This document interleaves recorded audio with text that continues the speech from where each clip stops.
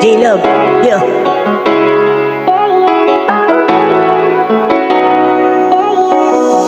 Lagi mo lang isipin na kung may problema meron yan solusyon. Ang mahal na suliranin, buong puso na manalangin, maging mabuti ng kapwa para ikay kanyang dinggin.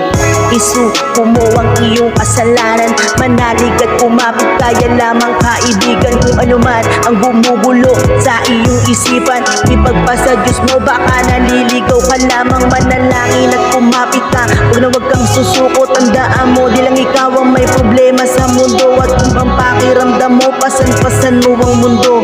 Hindi yan sa mga pangitain na naliligaw ka, bro.